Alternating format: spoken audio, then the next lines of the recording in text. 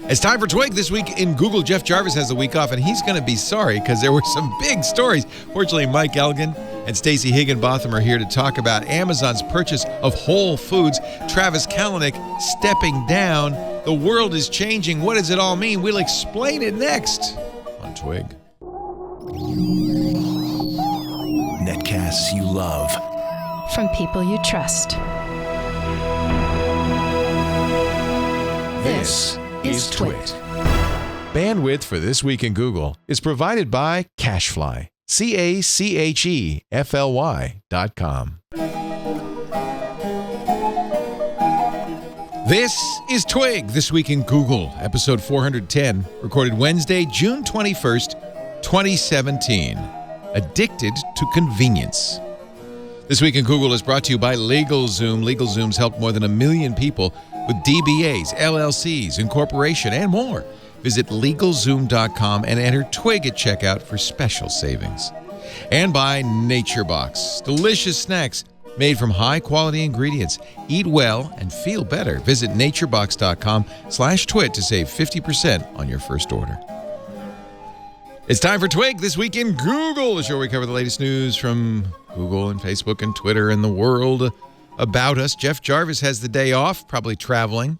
So we brought in another traveler in his place, joining us from Cannes in France. Mike Elgin. Good to see you, Mike. Leo Laporte, great to see you. You're back in that country, and I'm not in that country, but it's great to see everybody traveling. And I will do my best to be as smart and angry as Jeff Jarvis. So I'll do my utmost. Really, there's no point in trying. There's no one better at cranky than Jeff. Good point. Also with us, Stacey Higginbotham of Stacey on IoT, formerly of GigaOM. Hi, Stacey. Hello, y'all. How are you? I am back from vacation. Where'd you go? What'd you do? Costa Rica with my family. Ecotourism. Ecotourism. I tried to surf. What do you mean tried to surf? It's very difficult to surf. It is hard, isn't it? Were you able to stand up at all? I did get there, but I was not able to stand up and balance. It was too much. Yeah, I know. Did they give you one of those really wide floaty boards to start with? Oh my gosh. I think I had the junior board. Oh, it's so much fun though. So much I had a great time. Even though I could not surf, I could watch my daughter surf, and that was awesome. And I just had a great time. Yeah. For some reason, the little kids, maybe because they have a lower center of gravity, they seem to be better. They have to lift less mass. Right. I'm totally with it. She just popped right up there. Welcome home. Wow, this is a traveling show because I just got back from vacation as well. And who filled in for me? I forgot. Jason Howell filled in last week, right? Well, thank you, Jason, for filling in for me. Both times? Oh, all right. Appreciate it, Jason. Did anything happen while I was gone? Oh, I heard. In fact, it's funny because we had very little internet access, and I wasn't really able to keep up with the news. But for somehow, Amazon buying Whole Foods really broke through the silence. That was a big darn story this week. And what's funny is that Amazon got it effectively, in a way, got it for free. It was a $13.7 billion all-cash deal for Whole Foods, but their stock price went up more than, their value went up more than that because their stock price went up so high. So you might say that they got it for nothing. To give you an idea of how big an acquisition this is, before the $13.7 billion acquisition, the next biggest was Zappos for $1.2 billion, Twitch for under $1 billion, Kiva Systems, Souk. This is by far the biggest acquisition. What does it mean? What is the strategy? Why does Amazon want a grocery store of all things? Who wants to go? Mike, you or me? You start and I'll let Mike. I can go. I'll let ladies first, and then we'll let you go, Mike, and then I'll tell you what it really means because Ben Thompson told me. Oh, hey, I was actually thinking Ben Thompson was the smartest guy in the room on this one. It's a last mile distribution network for Amazon, so it gets them access to like Ben Thompson's. Amazon is its own best customer with AWS and with the other products that it's or services that it's released. And this makes, with Whole Foods, a huge customer for its delivery network. Plus, it pushes it out to the edge just a little bit more for if you're going to do like drones and that sort of thing, or even just pickup lockers. So they bought it for the physical locations? Both the physical locations and, as Ben Thompson said, as a grocery distribution is the most, I guess, it's not maybe the most, but it's a just-in-time, huge turnover, lots of distribution, like logistical kind of business. And this is something Amazon really needs to, or it's already had, but it wants to expand into this even more. And groceries are a whole new element with perishable goods and all that fun stuff.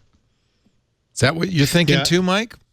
Well, so first of all, I don't think we should undervalue or underestimate the perfection of Whole Foods in finding locations. We actually, whenever we help somebody find an apartment, or whenever we're going to do anything that has a location based, if you assume that Whole Foods are in the best neighborhoods in terms of other resources that are in those neighborhoods, everywhere there's a Whole Foods, there's also public parks, there are good schools, there are Starbucks, there are all these other premium stores and things like that. They're very, very, very good and very disciplined at finding good locations. So the location thing is huge.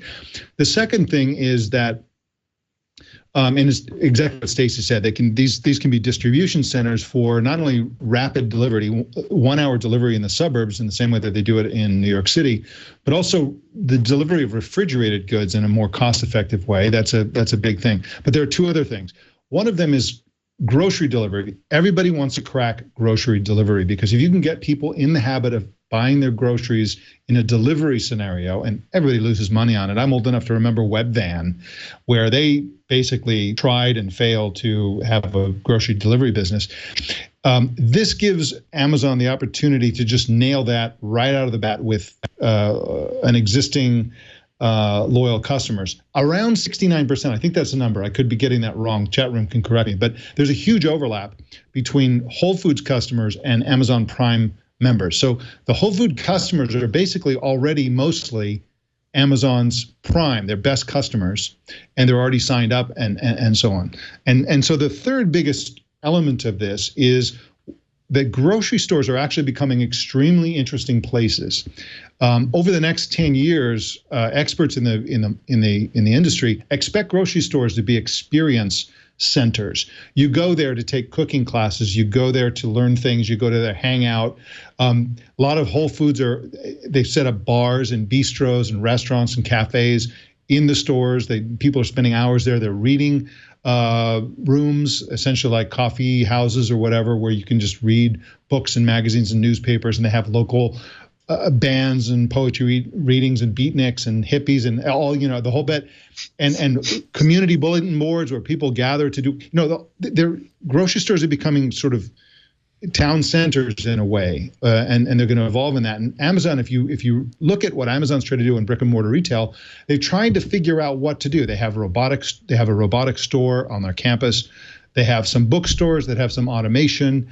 They use it to sell Amazon Echo. I mean, there's all kinds of synergies. And again, what's important for Amazon is the quality of the customer. In the same way that Apple has like these premium customers who spend lots of money on devices, Amazon is essentially doubling down on these Amazon Prime type of customers who spend a lot of money, who are willing to spend extra for delivery, whatever it takes.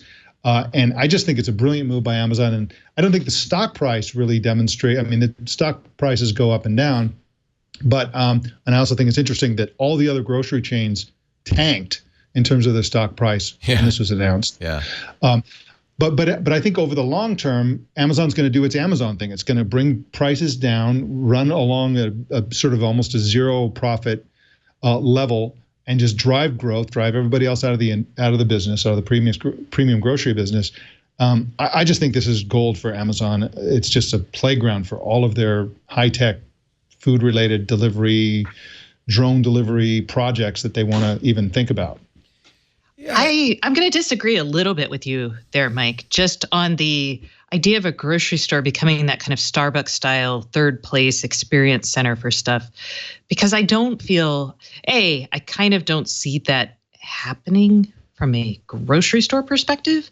But also because I don't think that's like a real Amazon strategy or place they really want to be. But I do think they want to be in food delivery for a variety of reasons. And I actually wrote a little bit about like what Amazon can do with food when the deal broke. But that's the only thing I'm going to quibble with on you. I think actually you're both right in the sense that Stacey's looking more at the immediate benefits. It's a real estate play. It's a brick and mortar play. But I think, Mike, you're right in the sense that in the short term, it pays for itself, I think, as a real estate play and as a delivery play. But in the long term, Amazon, this is where I thought Ben was really right on. Let me quote from Ben Thompson, of course, is the creator of Stratechery, which he's been on the show many times. We think the world of him. Stratechery.com. And this is kind of what you said. He bills this as Amazon's new customer. The Whole Foods is actually now a new customer, just like AWS is a customer. But I think where I got very interested is when he talks about Amazon's changing mission statement. So in the original mission statement, their original S1 in 1997, they said Amazon's objective is to be the leading online retailer of information-based products and services with an initial focus on books. That's exactly what they were. They started as a bookstore, but they wanted to be a retailer of information-based products and services. Then as time went by, their mission statement changed to our vision is to be the Earth's most customer-centric company, to build a place where people can come to find and discover anything they might want to buy online. And then now he says they've eliminated the second clause. Literally, Amazon's mission statement today is just the single sentence, we seek to be the Earth's most customer-centric company. But he points out that really their goal is to take a cut, and I really like this, to take a cut of all economic activity. Now, obviously, that's not doable, but it's a great goal to say every transaction, we want to be the middleman in every transaction. And I think Amazon, in the long run, sees, and I think they're not far off, I think it's just maybe less than a decade off, almost all purchases occurring online. In fact, they just announced a new service where you can buy a bunch of clothes and try them on and then send them back. This is going to be death to sponsors of ours like Trunk Club and so forth, because Amazon's going to get in this. And not only that, they're going to give you a bigger discount the more you keep. So they're going to, and of course, tie that with the Echo Look, right, which has the camera and then looks at you and says, oh, not that, maybe that. Amazon's going to, so that's an area where people, it's shoes too. For years, you can't buy shoes online. You got to try them on. Well, they've proven clothes and shoes can be sold online. I think people today say, I don't want to squeeze the melons. I can't sell groceries on. I think it's, but I see, you're right, Mike, there have been a lot of online retail companies that have Peapod and, as you mentioned, what was a Webvan, have all kind of dashed against the rocks here, but maybe they were just too early. If anybody could do it, Amazon could do it. They've got this new Dash wand, right, which reads the barcodes on all the foods in your refrigerator and then does the shopping. It has Amazon Fresh. Let me just finish, then go ahead. Yeah. And so what I think is, you're right in the short term, Stacey, but in the long run, Amazon's saying, well, what happens if all transactions, first of all, we want a piece of all transactions. That'll be easiest if they're all online and we do delivery. What happens, though, to stores, to people? People want to go somewhere. They want to do something. And I wish I could remember, because somebody who's been a contributor on this show for years, maybe it was you, Mike, but I think it was somebody else, has always said, no, the future of retail is experiences, not purchases. That ultimately you'll go to a bookstore not to buy a book, but for lectures, to see, because people do like to be around people. Movie theaters realize the only way they could survive is to become experience centers, not movie theaters. That ultimately the future of brick and mortar is experiences. And I think Amazon in the long run said, in the short run, they've got these stores, they've got this real estate, they've got this physical presence. In the long run, in order to get a piece of every transaction, to become the middleman for the world, the way you do that is putting everything online, and then you keep these stores for experiences. Doesn't that make sense, Stacey, as a kind of a future? I think stores for experiences are fine. I think there's two really interesting things if you think about the physical retail experience that Amazon's doing, and they're very different. The Amazon Go people list kind of perspective, which is a very convenience-oriented, I'm going to get this, I'm going to pop in, grab it, and go, for a situation like, lunch maybe near your office. Yeah, but that's also an experiment. I don't know if that's what they see as the end game. Right. But I think there's a lot of value actually in something like that, I think, even though many people will have delivery right to wherever they are. But you're right. There's times when you want it now.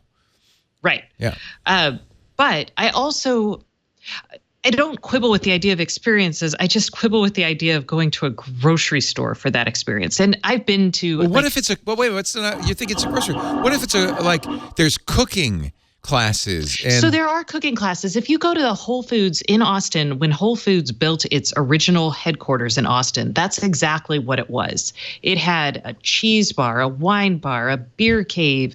It has still cooking classes. It is an experience. You go there and it's not a flop. They've closed some of those things down. But they opened similar things in the London store, which is a really phenomenal Whole Foods.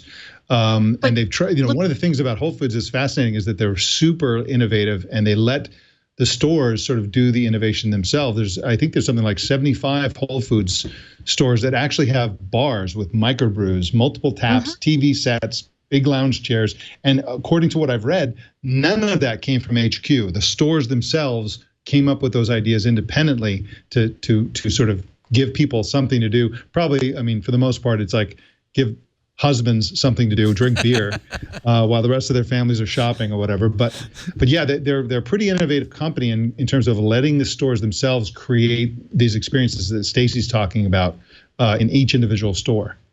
But look what they did with the 365 stores, which is their new kind of program for expansion because they're kind of tapped out on the existing high-end experiential thing. And the 365 stores are much more bare bones, minimalistic. They're designed for millennials. Things don't cost as much.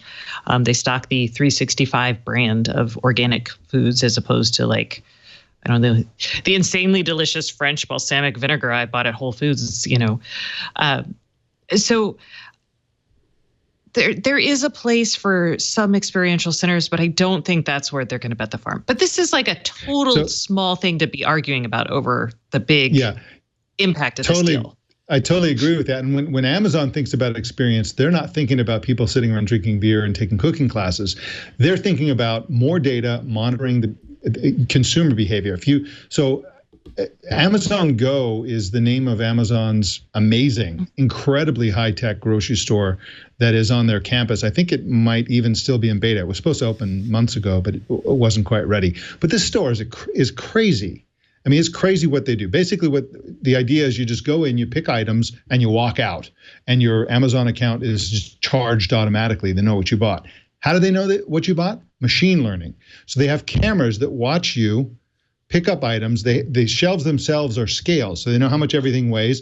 So you remove something that the AI thinks looks like a canister of yogurt. The weight differential is about the same as a canister of yogurt. They look at your history and say, oh, this person always buys yogurt. They're recognizing your face as you pick the yogurt off the thing, and they take all this data together and say, they just picked up yogurt off the shelf. And then yogurt is charged to your account. Later on, you can put it back. It sort of reverses that and all this kind of stuff. It's really crazy. But the hint about what Amazon is after can be found inside the store. They know what behavior looks like, and they've gathered data with what people do on Amazon.com. What they don't know is what you do in a brick and retail store, how long you linger, how long you spend looking at things. Are you reading ingredients? Are you taking something and then putting it back? Are you concerned about the price? So what is really happening with your mind as you're trying to decide what to buy and what not to buy? So Amazon Go is their big attempt to figure that out. And I think what they're really thinking now is, okay, Whole Foods is a huge opportunity for us to harvest all kinds of data that you can't gather on people when they're simply shopping on Amazon.com. Right. And that is a huge, so I wrote on my site, I did a few things on what it means for food, because there's a couple things there. I didn't get into the data aspects as much, but getting food data on the web and digitizing food data is really a challenge. One, because all of the items, they can look a little bit different, right? So for machine learning and computer vision purposes, a beet and a fennel may look close enough, or a parsnip and a carrot may look close enough, that it becomes challenging. There's also the idea that these things are all called different names. Like we call arugula, and people somewhere else call it rocket. So Amazon's going to be able to get a lot of data about what people are buying, how they're buying. And for Amazon, they have historically focused on buying data. Their recommendation engine is all about getting you to purchase more stuff. So getting the actual data on how and what you buy is way more relevant to them. So if you think about Google being focused on search data and how that affects what they're doing, Amazon's kind of like, don't care as much about that. Give me the actual buying data. So this will be very valuable to them for that. Quick prediction too. I think that one business Amazon would love to get into is the meal kit business, the Blue Apron kind of business, and right. Whole Foods would enable them to use Whole Foods markets and Whole Foods inventory as the foundation for that kind of business. So we did for a long time say, oh, you're never going to buy shoes online. You buy shoes online. You're never going to buy clothes online. You do buy clothes online. Do you think it's impossible to say people will buy groceries online? I mean, dry goods is one thing. Canned goods, fine. You do Chips. Blue Apron. Yeah, but I don't do it for all my shopping. Obviously, I need to go to the grocery store for fresh goods. Can that be done online? I think so. Here's where I think things get really, really interesting. When you have all of this data, it is possible that Amazon will look at me like so I'll say in my family, we meal plan. We have a kid and we plan about 4 or 5 meals a week in advance. And the rest of the time we're just kind of throwing stuff around or eating out. For staples, you can use something like the Dash Wand, which is like, right. Hey, I just use this. We use Safeway for all dry goods. They just come every few weeks, and it's just all the boxed and canned stuff that you don't need to look at. And then for all the fresh food, because we buy all of that, having a trusted supply chain, which for a lot of people, Whole Foods is expensive, but that's what it is.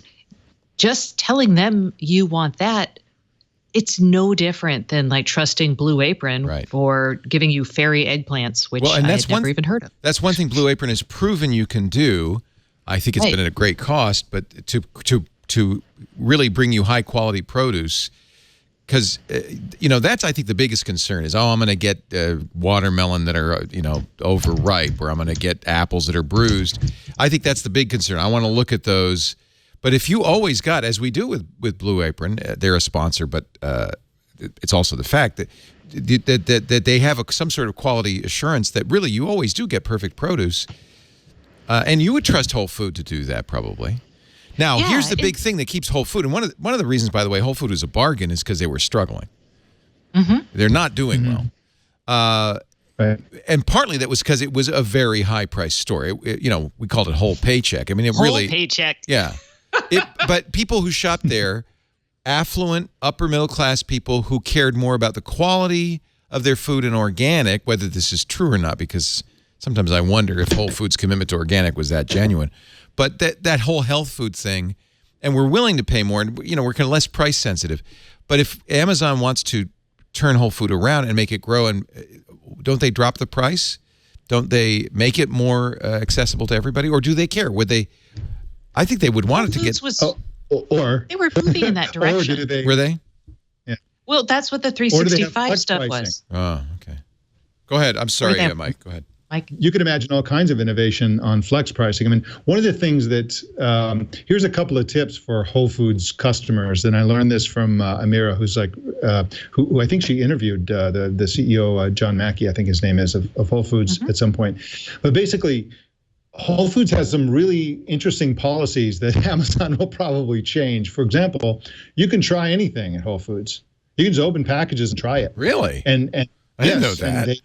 You can pick up an apple and take a bite and that's throw smart. this away. That's smart of them. You can go to the bins. Absolutely. They will also, especially in the beer and wine section, if you want something, just ask and they'll start stocking it. We've gone there before, and they have enormous in Silicon Valley. They have all the stores have really fantastic selections of beer. To be fair, our local mom and pop store, Petaluma Market, will do that also.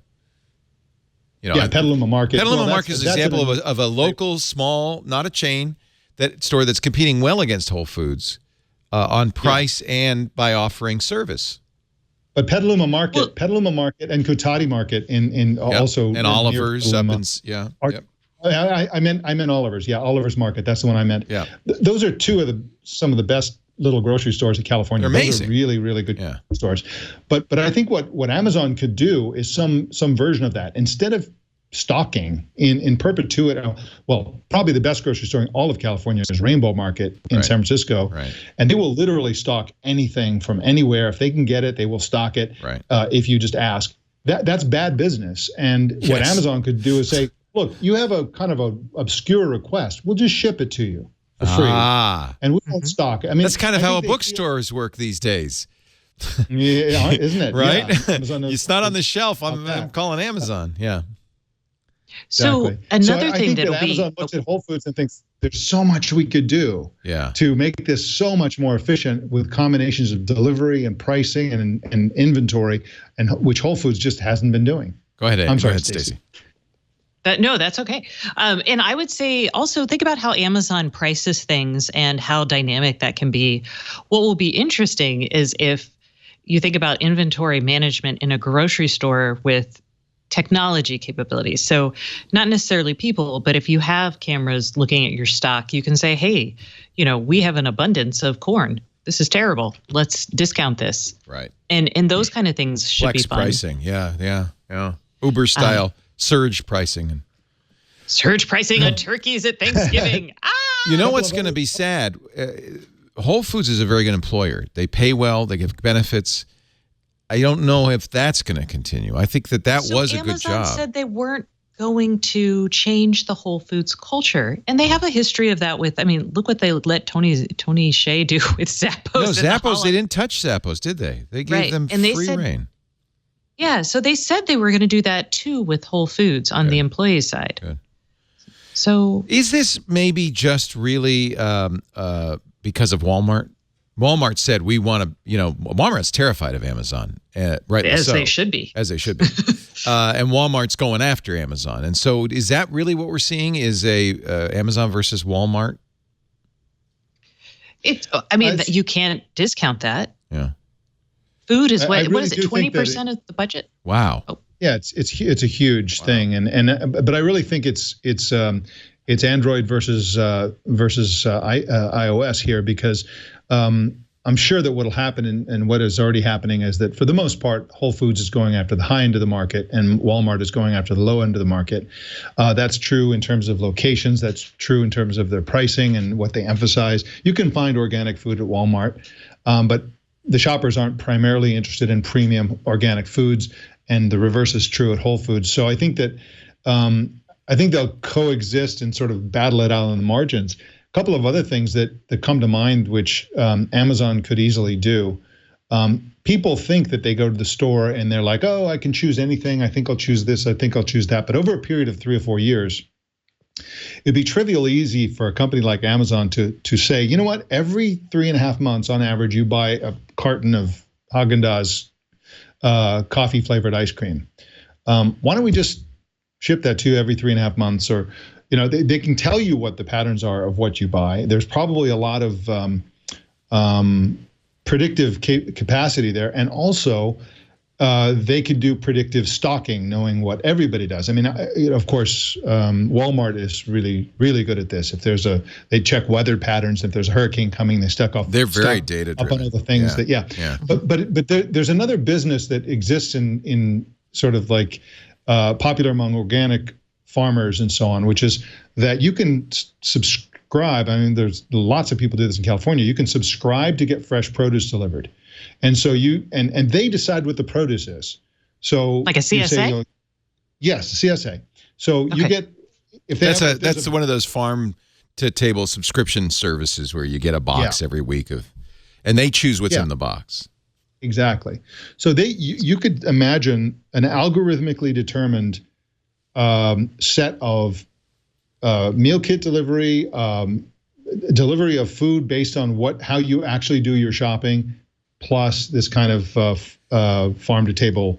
Well, I already am an Amazon Subscribe and Save customer. This is an Amazon service. I don't know how well known it is, but you get 5 to 15% discounts by saying, well, I'm going to get that every 3 months. Just ship it to me. And that is something missing. I would love to see it no more. I'm constantly adjusting it because I know I got too many baggies now. And I'm constantly adjusting. It's a pain in the butt, although it's such a convenience that every month on the 19th, I get a big box, and they put it all in one box. Right. It's the biggest box you ever saw. I feel sorry for the mail carrier on my doorstep, and it's all the staples. And it's far from perfect, but it is. I'm already using it, and I think that is a very natural thing for Amazon to expand into. One of the things Ben Thompson says is that Amazon likes Whole Foods' reliance on store brands, like you were mentioning, Stacey, the 365 brands. And in fact, one of the things I don't like about Whole Foods is I can't get our local milk brand there. They don't have all the brands. They're not big on variety. That's something Amazon likes, though. Yes, because they can control pricing. They have all kinds of controls. I was also going to point out, because I do think this is worth noting in the greater Amazon Walmart battle for supremacy, or being the man in the middle. Walmart has talked to some of its customers, some of its vendors, and said, hey, get off AWS, the Amazon Web Services Cloud. So the Wall Street Journal had the story this morning, and it actually ties into a couple of weeks ago. Yeah, I put it in the rundown, and then somebody also surfaced it in the chat.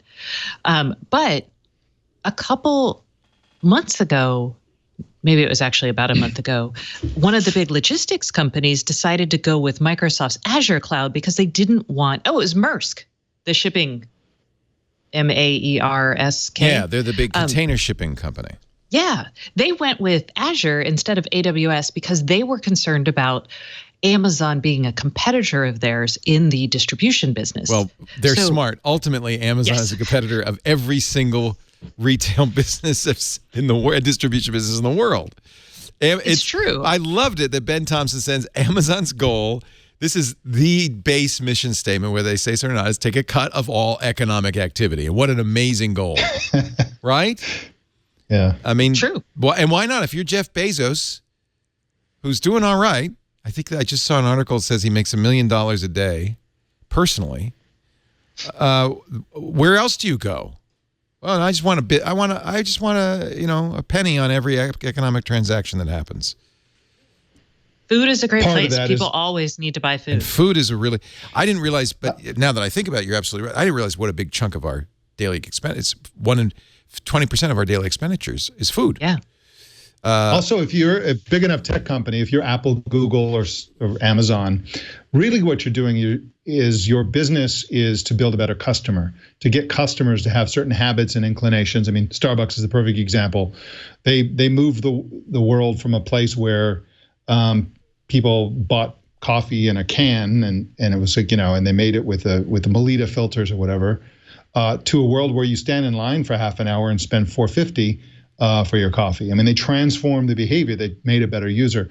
And if you think about, if you're a Whole Foods customer and you're an Amazon Echo user and you're making dinner and it's like, oops, we forgot something. We need some butter. You are going to tell, and if that could be delivered within an hour, you would tell us, knowing that it comes from Whole Foods, and Whole Foods knowing what brand you prefer, You would just tell us, I need some butter, send it to me as soon as possible. The psychological knowledge that it's coming not through the mail system from some warehouse somewhere, but from the Whole Foods down the street, is really going to get people to buy groceries. And if you're buying groceries and food all the time through us, you're being trained to buy things through us. And okay, once you you're gotta buying stop saying things her through name, Alexa, Mike.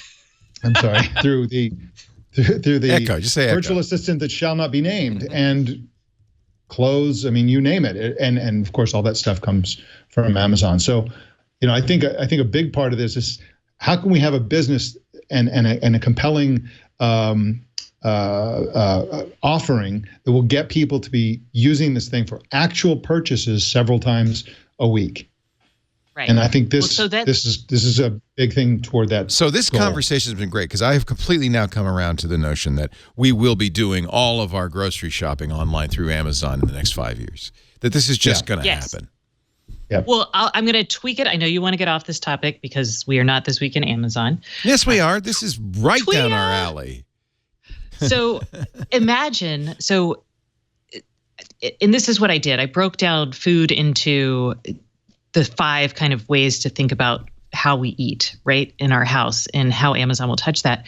But with the Echo show, which comes out, June 28th. So next week at this time, I should have an Echo show to be like, hello, we can talk on it, Leo. You can show Amazon, thanks to the data it's going to have about what produce is, I can be like, hey, this is what I have. And it will suggest recipes I can make. What I don't have for it can order. And these things are going to be so seamless and so easy. It's just going to be, you won't go other places and it'll be great. Well, that's a good point because it's convenience that's going to win it. Well, it's not just convenience. It's also knowledge. Like, I mean, how often do you sit there and look in your fridge and you're like, well, crap, I've got this weird piece of fish and this vegetable and I don't know what to do with it. Right. So. So now I think Amazon was surprised. It's a good move. Buying Whole Foods is a good idea. I think we agree. Oh yeah. At first, it's Definitely. like, what? Why would they want a grocery store? Yeah. Because we think of Amazon as the alternative to brick and mortar, but of course they've dashed that expectation long ago. Well, but wait a minute, really have they? I mean, they do brick and mortar things, but ultimately, So the mission statement, which is to be the world's finest customer-centric company, is really just here's how we get a piece of all economic activity by making it as easy as possible for our customers to use us. I see there's 2 kinds of tech companies, and I think the quintessential examples are Apple and Google. So Apple companies are visionary companies. They work behind the scenes in secret to figure out what you want, and they chip away, and then they release it and like, this is what you want. Then there are companies like Google who are like, we don't know what you want. We don't know what anything's going to happen in the future. How about this? How about this? How about this? And they see what sticks to the wall. Amazon is a Google type of company. They have done so many experiments. Remember they had lockers in 7-Elevens where you could have things delivered and you go to the 7-Eleven. They still have them. They're working on, they still have them. They're working on drones. They're working on blimps. They're working on all kinds of delivery systems that they're buying their own airline. They don't have any idea how people are going to produce food. But one of the things they did learn in one of their experiments, which was the Amazon Echo, was they were surprised to find out that everybody puts the Amazon Echo in the kitchen, and that the Amazon Echo was right from the start. Yep. And this isn't the Amazon device. show, this Echo show. This is the original Echo. Yeah. People are asking it for measurements. They're asking device. for timers, and they use it while they're cooking. They use it. It's a food thing, and they're like, "Wow, this is amazing." That's a good point because I don't know if they knew that that's where it would end up, but it is exactly where it started anyway. Now I have Echoes everywhere, but it starts in the kitchen. Yeah. So somebody in the chat room said something interesting. We are addicted to convenience, and that's the other thing Amazon must have realized is that, while there are many considerations that you use to choose how your economic activity is executed. Price, convenience, brand status. Remember the old, conspicuous consumption. You show your economic status by what you buy and how you buy it. But more and more convenience is going to trump that. I don't know why, because our lives are busier. Go ahead. I why? can tell you. Why, I can tell Stacey? you because Why? there's a news story. Okay, it's in Aeon magazine. It is conspicuous consumption is over. It's all about intangibles. I saw that. Wasn't that interesting? It was, but that is why this is, and so people are now buying convenient. Because time, you realize that is the most important thing. You can't get more of. You can always get more money. You can always, but you can't get more time. Think that's it. But I don't think that's it exactly. You mentioned we're addicted to convenience. We're addicted to addiction. And that's true too. Understand it. Yeah. We're not robots who are trying to extract the maximum value out of every minute. We're looking for things that feel good. Yes. We buy an iPhone because it feels good. Yes. When you use the Amazon Echo and you ask so-and-so a question, and you get an answer back, or you get a result, or you get a timer, or you get something delivered, or an Uber comes, or whatever. It's not that you've done something efficient. It's that you've done something that releases dopamine into your brain. Yeah. And you're sitting there going, oh my God, that feels so good. We're all rats pressing the bar that gives us the food pellet. That's it exactly. Oh, that's even scarier. Because what we haven't talked about, we've talked about how this makes sense for Amazon. Oh, this is good business for Amazon. What we haven't talked about is the consequence to American consumers, which is ultimately that one company dominates economic activity. And I in my gut, that tells me that can't be good. Yeah. No, I mean, people are already upset with Amazon for a variety of reasons. And things like dynamic pricing of groceries are really going to piss people off. But they still shop. I mean, there's all those sorts of reasons you can hate Amazon, but just still, it's not slowing their business down any. Well, actually, so this will get into my pick. So this week's pick talks about some of this. Okay, well, so you want to save it? You want to save it? I will save it, or it's up to you. This way, people listen all the way to the end. So we talk a lot about big data, and we talk a lot about how we can use big data and so forth. But really, I think, Mike, you actually nailed it. The whole reason that you collect data, you put data in, you computerize stuff, you put stuff online, is because it's easier then to gamify, and it's easier then to maximize the pleasure principle, and win by addicting people to your stuff. I mean, somebody was talking about, I heard a great interview. In fact, we're trying to get him on Triangulation, a guy who was talking about internet addiction. He said, look at World of Warcraft. What did Blizzard learn from World of Warcraft? Well, they have all this data on how much time people spend in the game, how much time they spend doing different things, and then they can optimize it. And what they found, for instance, was that people love to raid, but what they love about raiding is loot. So they made sure that all the raids provided a maximum amount of loot. In other words, they can tune the game in real time because of the data they're getting to make it more addictive. And he said in many ways, World of Warcraft is an example of how addictive this stuff can be. So addictive, people didn't eat. They didn't sleep. One guy in Korea never went to the bathroom. It was for days. How does that work? I think he died. Oh. Yeah. Now maybe this is an apocryphal story. It probably is, but I think it rings true because people have done this, and there are there are places people can go to get off World of Warcraft, and so but that's only because Blizzard was able to gamify, make it so addictive, so compelling, and is that ultimately what Amazon's trying to do? Yes, absolutely. That's what everybody's trying to do, and it's a scary thing. I mean, basically, we are, as individuals, in a long-standing battle between things that are distracting and addictive and our own biology. And our own biology is not evolving very quickly. And everybody else, all these companies are trying to figure out how to get our attention, get our dollars, get our time, get our activity. And you see this in all industries. You see it in the food industry. Look at the fast food industry. The people who invent the latest Jack in the Box burger sensation are scientists who have, they're doing experiments with people to see what is the food combinations of salt, sugar, and whatever that will get people to just eat no matter what. And so the food keeps getting more addictive. The TV shows keep getting more addictive. And with the application of big data and AI, like you say, Leo, this is a serious problem. We really have to figure out how to not be those rats in this endless experiment. On the other hand, and this I'm paraphrasing something from Dilbert, the pellets are excellent.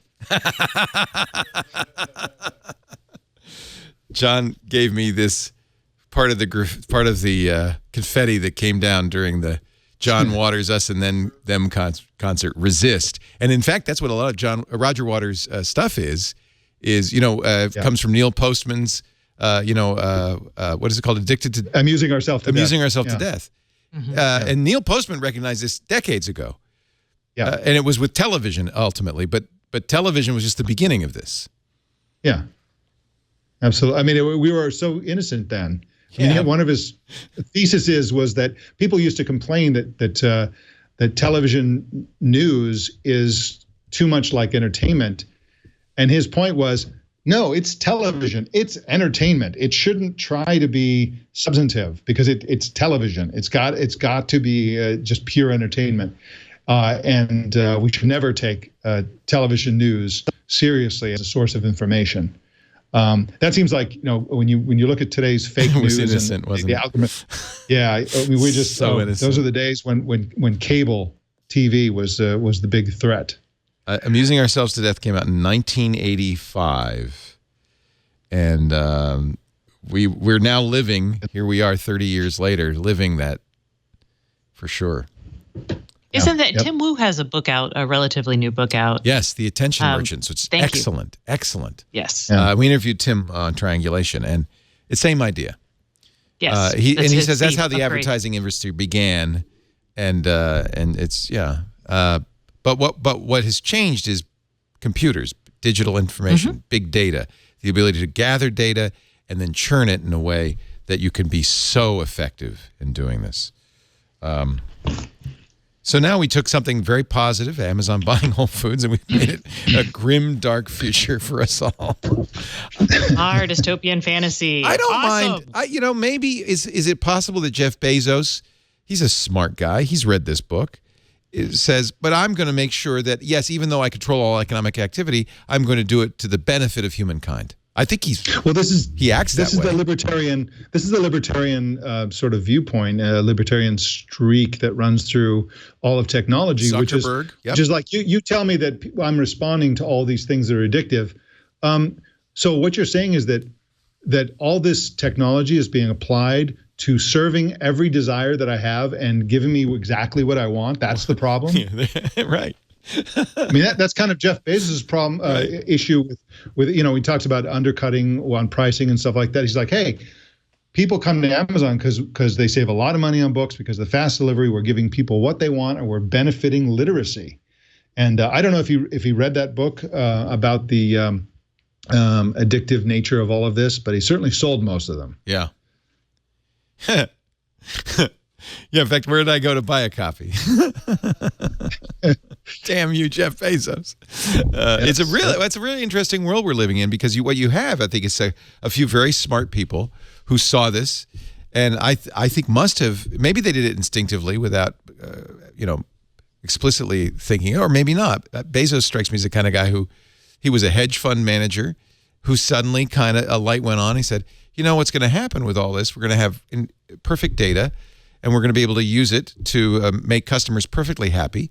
And we are going to grab a piece of all economic activity.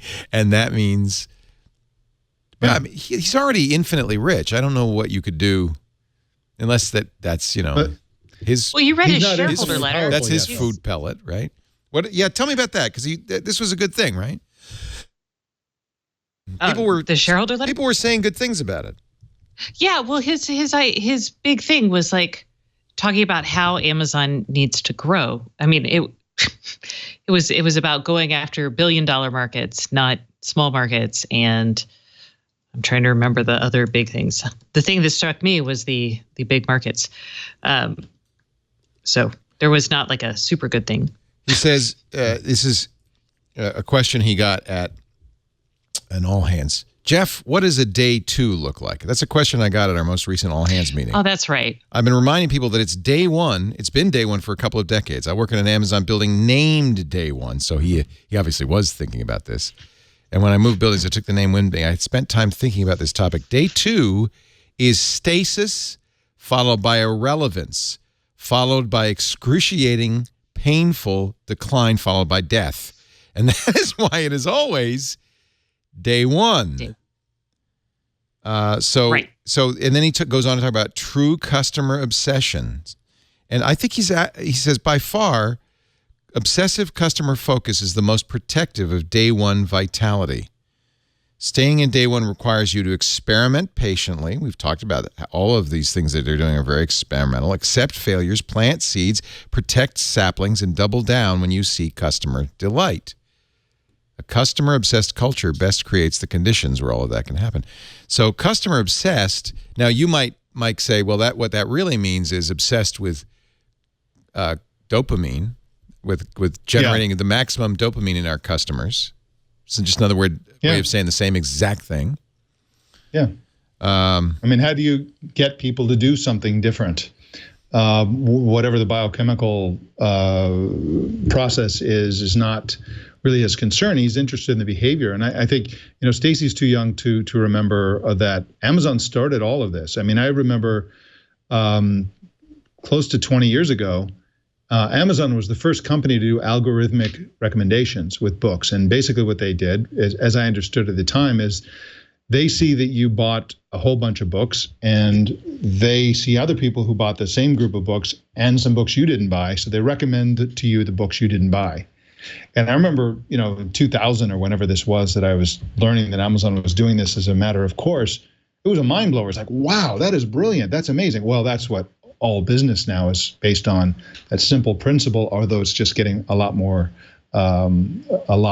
sophisticated and a lot more focused in a lot more areas, and ones that are less easy to sort of gamify, I guess, than books.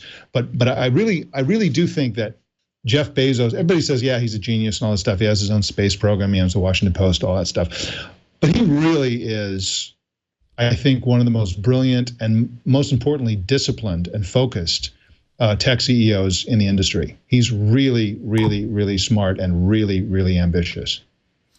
Yeah, read the shareholder letter, because if you wonder how conscious is it instinctive, is it planned?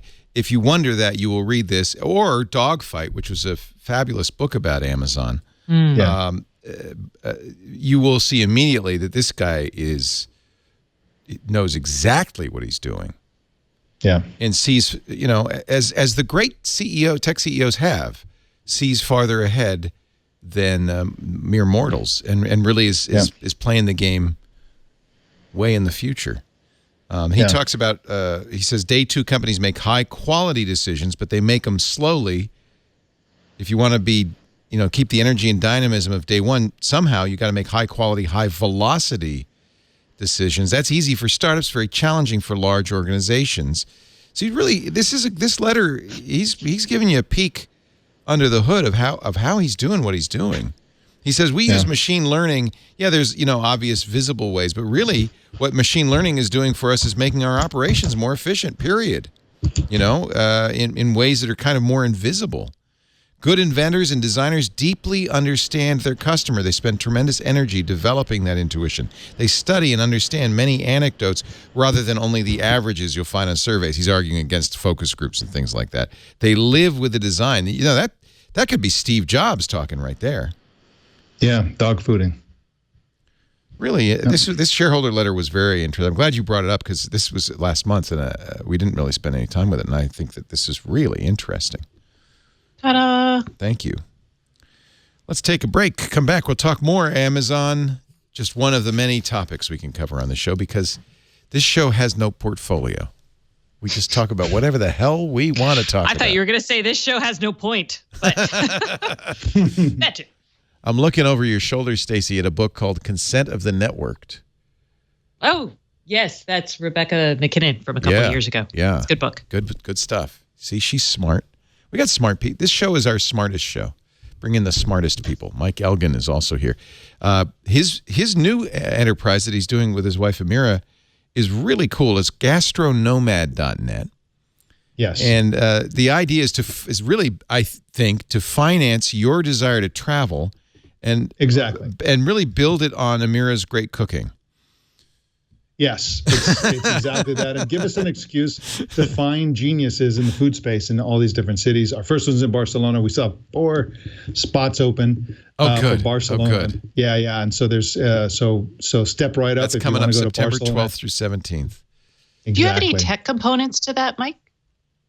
Not really. Okay. Other than the fact that we do a lot of the booking and sort of the interaction and things like that, but it's really, for the most part, so far, it's a very low tech thing.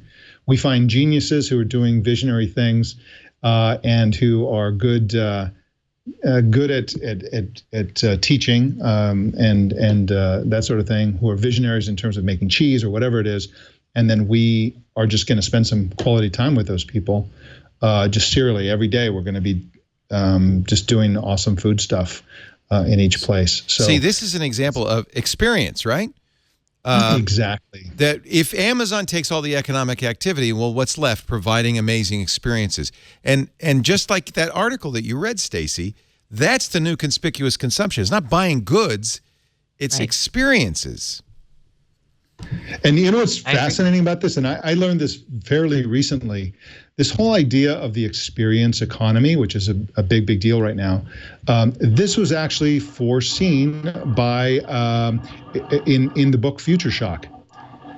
Alvin Toffler, yeah. Yeah, 1971, Alvin Toffler said what would arise is something called an experiential industry. Interesting. And he predicted the whole thing. And what he didn't predict was the degree to which the experience industry is being driven by Instagram and social media.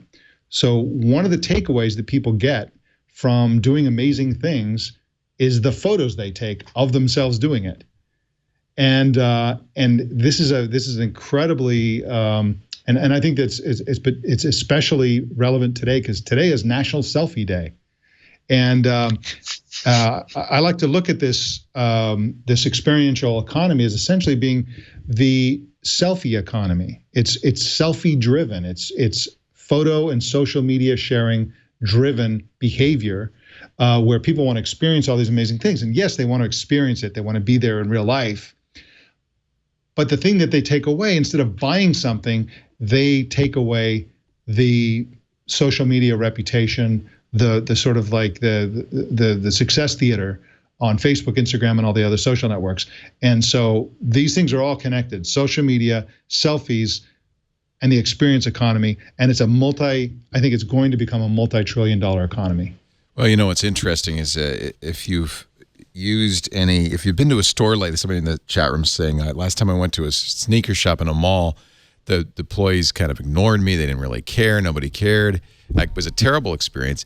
And I think we're all experiencing that lately, that retail, brick and mortar, service economy is deteriorating.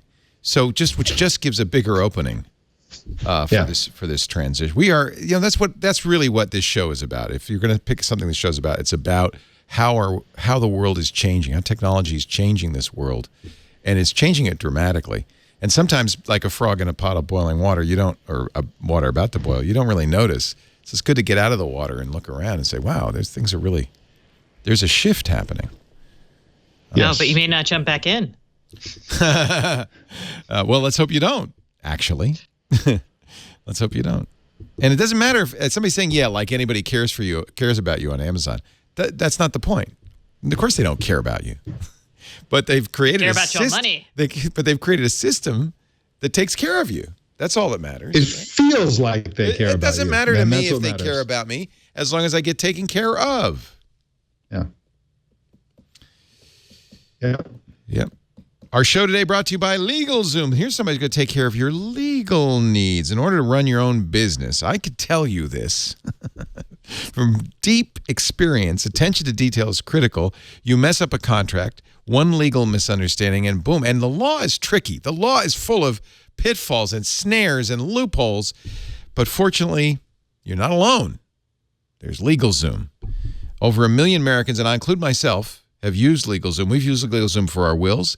I use LegalZoom to incorporate, or LLC Twit, trademark stuff. This is how I started Twit. But LegalZoom's services go well beyond business formation. They have a nation. This is something relatively new. They didn't have this when I used LegalZoom 12 years ago to start Twit. They have now built a nationwide network of independent attorneys, so you can actually talk to an attorney and get legal answers to the day-to-day questions you have about your business. LegalZoom's not a law firm, though. Understand that. But what they've done is they have, without being billed by the hour, they've set you up with the kind of legal help you need from both human help and of course the traditional LegalZoom forms and documents and all that stuff. Things like trademark, employment law, lease agreements, they're not designed by humans. They're designed by lawyers. And sometimes you need to lawyer up. But you can lawyer up with LegalZoom without being billed by the hour because they're not a law firm. Go to LegalZoom.com today and be sure to enter the code TWIG in the referral box. You'll get special savings at LegalZoom.com. LegalZoom.com. Don't forget the offer code TWIG. And we thank them not only for making the podcast possible, but for making Twit possible. I love that phrase, lawyer up. I don't know why. But it just, let's lawyer up here. All right, I don't know if Mike's passed out or disappeared or maybe just decided to run and get a beer. But probably in France it is wine, isn't it? Yeah, it's also late. I know. I'm like, it's wine o'clock for sure. It's wine o'clock for sure in France. So you just got back from Costa Rica. Was that wonderful? It was. It was an experience, one of where I did not take a lot of selfies. So I like going places where you can't get online. I really, like yourself, though, the Amazon Whole Foods thing did pop through. Yeah. But for the most part, I was offline. And Costa Rica, the food has improved tremendously since I was last there 15 years ago. So I was really excited. It's like, yeah. You can't be, I think people have realized you cannot be a tourist destination without having good food. That's another thing that's changed, hasn't it? Yes. Absolutely. So did you go off and get a little glass of wine there, Mike? Or it's exactly what I did. Rosé. It's con. It's not in a particularly elegant glass, but that's a lot. But well, that's a disguise. See, I had my husband bring me a topo because I was like, oh, all this discussion is parched. Yeah. You mentioned the food and the internet connection. I mean, we talked about this on Twit a couple weeks ago, but when we went out into the Sahara in Morocco, and that was exactly the combination: zero internet connectivity and amazing food. And these were desert, nomads basically providing all these services, and they were actually able to get an internet connection from the top of a nearby dune, but we didn't have any internet connectivity. And you're right, Leo, it was really fantastic. I saw that picture you had of your guide holding his phone or his iPad, I think it was, up like that so he could get a little connection. Yeah, and it was just barely squeaking by. But I remember when airplanes, business travel was a respite from, nobody can reach me, for the next 6 hours. And those days are gone. So now we have to work harder and harder to find a place where we simply can't be reached. And it is a luxury. Yeah, it's also painful as hell. Yeah. And Lisa and I are both saying, I can't wait to get back to the internet. So it's one of those things where, Well, I noticed you posted all these 360 videos after you got back. Oh, yeah, because there's nothing I could do with them. Yeah. Yeah. And I used a Microsoft tool, which I'd never used before, but Mary Jo Foley on Windows Weekly had used it, and really to good effect on her travels. So I was looking for some way, and I'm going to use Google Photos also, because Google Photos has a way of making an album.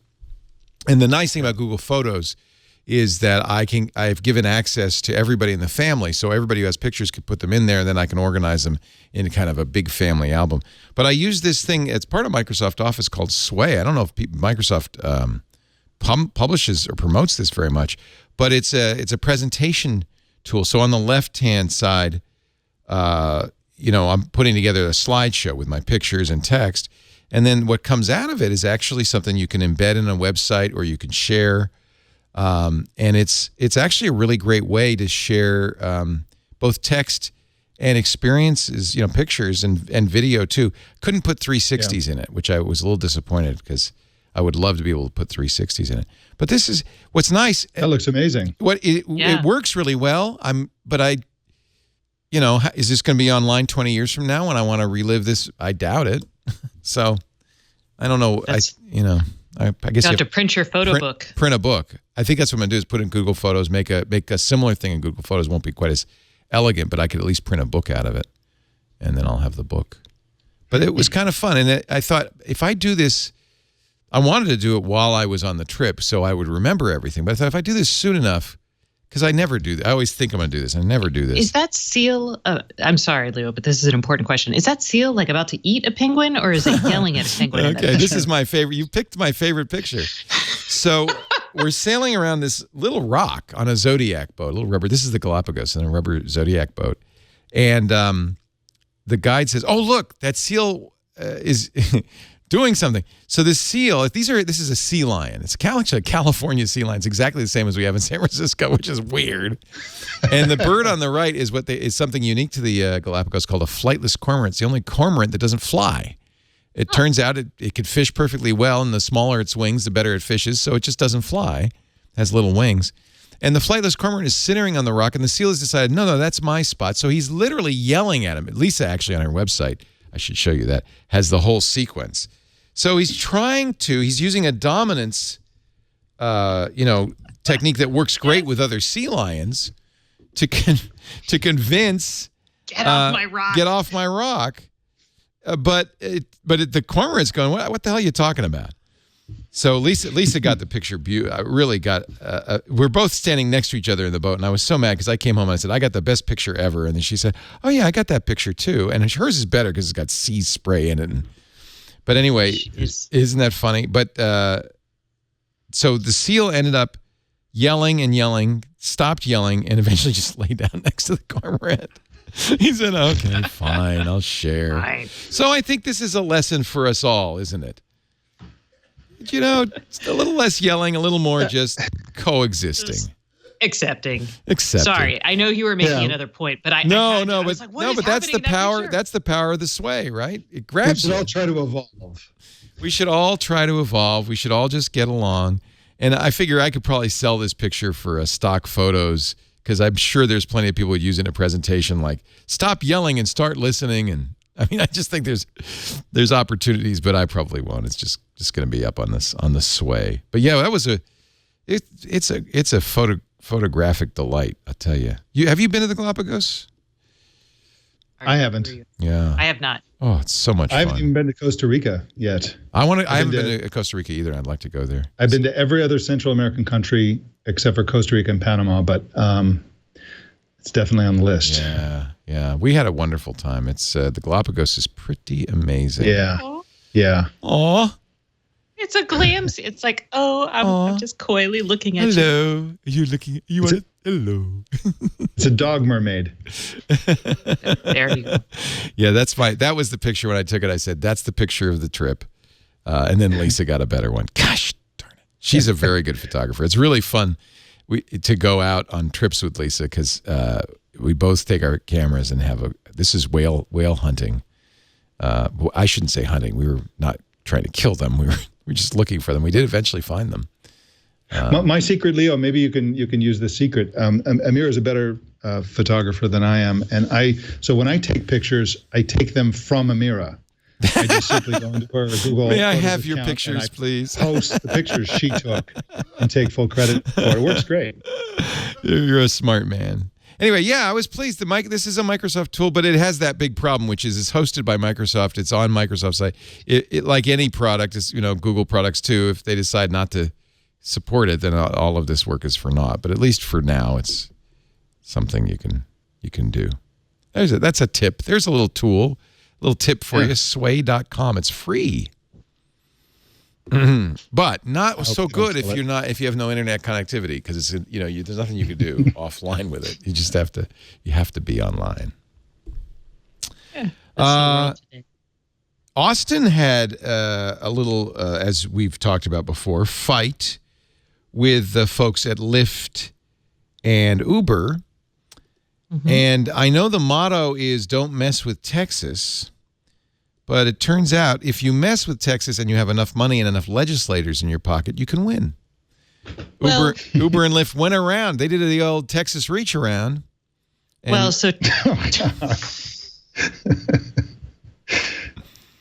spent. I don't think that's what it is. I do not think that means what you think it means. They spent $2.5 million, 40 lobbyists. And they got the state legislature to overturn, right? Isn't that what they did? Well, okay. So there's a couple things here. Yes, that did happen. They spent $9 million wow. in our mayoral. And then there was a proposition, election. Right, that they wanted. Yeah, that was the one they spent. Prop 1 they wanted to overturn. So, and by the way they did it was sleazy as hell, because what they said in the campaign against Proposition 1, it was a ballot initiative, was, oh, no, fingerprinting's fine, but who pays for that? Are you going to pay for that? And Austin never said that taxpayers would pay for it.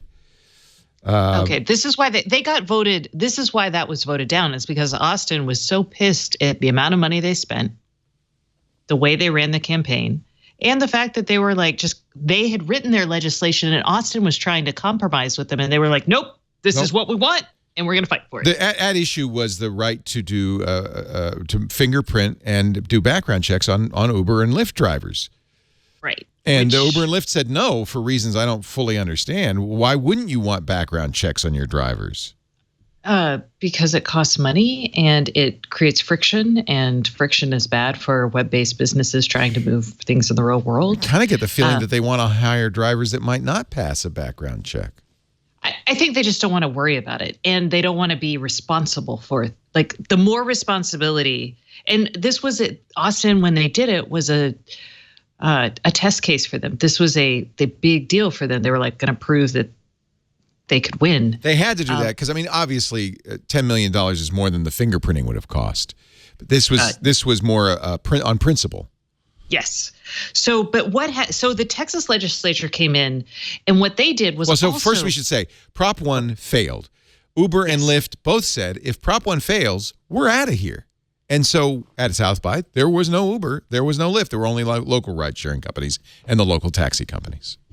Yes. So what happened now is they went to the Texas legislature, and the Texas legislature hates Austin because we are a bastion of liberalism. The People's Republic of Austin. Yes. In Austin was already, the legislature was pissy at us and, inner city Houston and some other places for declaring themselves sanctuary cities. Oh. And they're mad at us for a bunch of other things. And so finally they were like, you know what? We're going to override local legislations. And that's the rule that passed in the legislature, is basically you hear the Republicans and they're all about quote unquote states' rights and blah, blah, blah. Well, they basically kind of did that to Austin and declared that the state gets to decide some of our governance issues. Right. Not a fan. Yeah. So Uber and Lyft are back? We're back. They're back. Well, let's see if Lyft is back. Uber is back. And Uber, we still had Uber Eats in town, so they never abandoned it totally. But yes. Well, who's not back? Travis Kalanick. Yes. That's the other big story of the week, which broke yesterday. I had read while we were away that Travis was going to take a leave of absence of a few months while they got it together, because Jeff Holder, who was investigating all these allegations. Really, Susan Fowler can take credit for ousting Kalanick, I think. Is he really ousted? At first he was on a leave of absence. Now he says, I resign. He says the board... He resigned as CEO, but he's still the chairman of the board and the biggest shareholder. He did say, though, that the board would basically forced him out. Yeah, but that means he's not there for day-to-day operations, right? Correct. Basically, if you follow HBO Silicon Valley, he just did what Gavin Newsom just did. He called Richard on the phone. Gavin Belson. I'm leaving. Belson, yeah, Gavin Belson, yes. Gavin Newsom's he's lieutenant governor of California. Yeah, Similar name, though. I don't know if that's the future governor. And future governor. Yeah, he got on an airplane and went to Tibet or something. But he's still pretty much in charge of the company, more or less. He's just got a better life because he doesn't have to show up for work every day. Well, this can happen, though, if you're a publicly held company or you've got an independent board. Uber's not publicly held, but if you've got an independent board, they can force you out. So even though he founded the company, and I think gets some credit for building a behemoth, a unicorn, even though it never makes any money. Yeah. It turns out it was the investors. On Tuesday, yesterday, 5 of Uber's major investors, this is according to the New York Times, demanded that Kalanick resign immediately. That includes Benchmark Capital, and they delivered this letter. And even though you're the founder and the CEO, you can't ignore that. And so he's after long discussions with some of the investors, the Times write, he agreed to step down. So let me ask you a high-level question, Leo, which is that they entered this space. They wanted to disrupt essentially the taxi industry and, in the long term, the car ownership idea by providing this model whereby there would be an app-driven, flexible employment-based ride-sharing service thing, and they're going up against transportation giants, big taxi companies, incumbents. That's the word you hate if you're a startup. Is the guys who are already there and don't want to be disrupted. And in order to do that, Uber, basically their approach to dealing with that fact is just to be bare knuckles, lie, cheat, steal, be a bunch of jerks, abrasive, brush off the law, brush off whatever, track people. I mean, just they were just a hardcore company, and you can make the argument they had to be because they were fighting taxi medallion owners and the that is the commission. Question. Would they have succeeded if they would have played nice? Oh no. No, I think they had to be no. Pugnacious. I mean, look at what happened with Juno, which was hey, let's be nice to drivers, let's follow laws. They just got bought by somebody. I don't even remember them. Who are they? Juno? Is that other ride sharing? Yeah, ride sharing. It was in New York City mostly. Funny. But this is also Juno. a very competitive space, right? So it wasn't merely that you're fighting the taxi commission. You're also fighting Lyft and Juno and everybody else. But he did. Yeah. I mean, I don't know enough about the inside to know if he created the bro culture that was such a problem. But oh yeah, dude, he was such a libertarian bro dude. I mean, did you read the memo that he had sent out about hey, don't have sex with your coworkers, please, don't vomit in the he had party rules. Uber's party rules. I mean, I've worked for startups and it's really easy, and I've worked for good people and I've worked for bad people, and I had a boss who would, have meetings at strip clubs and show people porn on their phone, and that was a very different environment than not good. Who was just a stellar person who when someone said something stupid, he'd just turn to them and be like, "That's dumb. Get out of here." Good for Ohm. You're talking about Giga Ohm and Ohm Malik, of course. Yes. Yeah. This letter came out in 2013. It's called the Miami Letter, a saucy rule book. This is from Recode. For the 400 employees at the company who were headed to Florida's Shore Club for what was a party-focused celebration of the car-hailing company's success. Titled, Urgent, this is all in caps. Read this now or else. You better read this or I will kick your ass, says Travis Kalanick 4 years ago. Have a great effing time. This is a celebration. Miami's transportation sucks butt. I have to Bowdlerize it so I can. He says there's a $200 puke charge if you vomit. No throwing beer kegs off buildings. No fornication. It says do not have sex with another employee unless A, you have asked that person for that privilege and they've responded with an emphatic yes, I will have sex with you. That's good advice. And B, the two or more of you do not work in the same chain of command. Yes, that means Travis will be celibate on this trip. Hashtag CEO life, hashtag FML.